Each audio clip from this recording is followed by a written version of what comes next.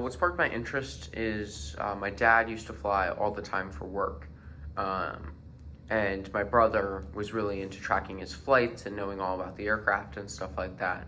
And he just kind of rubbed off on me, I guess.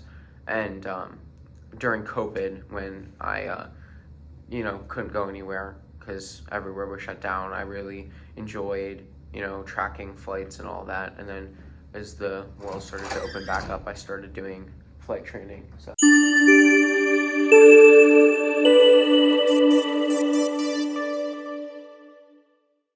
So I decided probably a year and a half ago, but at that point it was too early because you can't fly on your own until you're 16 and you can't get your license until you're 17. So just had to wait around for a little bit, did a lot of theory and stuff like that, and then finally got to really start flight school. It would have been this summer.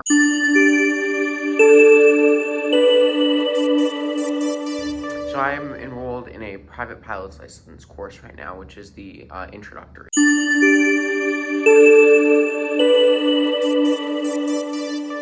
So I also have a job, so between those three things it keeps me pretty busy.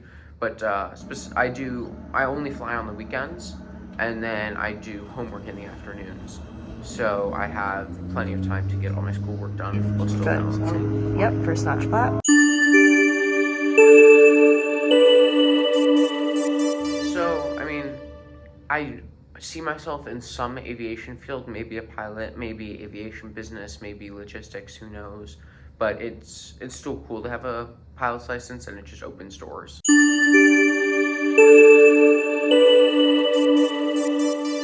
So I fly out of the Anoka County Blaine Airport. If you go to their website, twincitiesflighttraining.com, there's a little form you can fill out, and then the head flight instructor, his name's DJ, he's really nice, will contact you, and he'll set up a discovery flight where you get used to small aircraft and stuff like that, and then you start your flight training from there. Just seeing all the different seasons and all the people below. You see construction sites, you see the leaves changing. It's really quite beautiful. So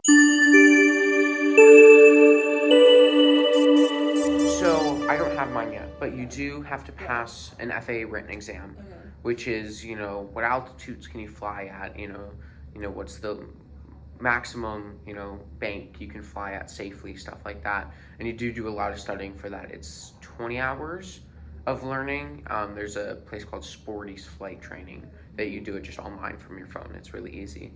And then you also have to pass what's called a check ride, where you're flying the aircraft and there's an examiner sitting right next to you, and they tell you all the stuff you have to do.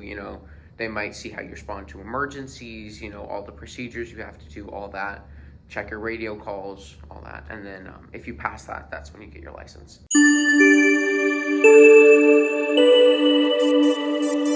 So the most challenging aspect is definitely the theory. It's a lot of studying, because we have to know everything in the aircraft, and then we have to know weather, emergency procedures, and there's all sorts of different things for remembering that airspace, which is really complicated, and there's a lot of different things to remember, which is really hard.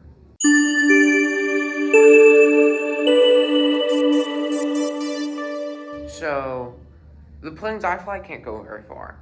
I'd love to visit Canada. You can do mountain flying in California and Nevada and all that, and then eventually, maybe one day, I'll get my ATP or airline transport pilot's license.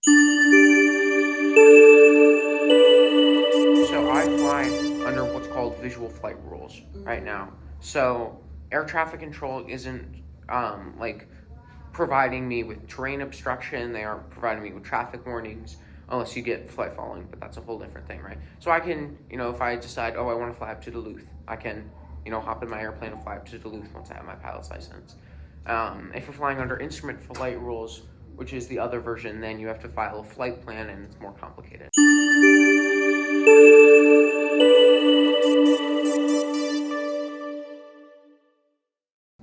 Yeah, well, thank you, James. Yeah, thank you so much.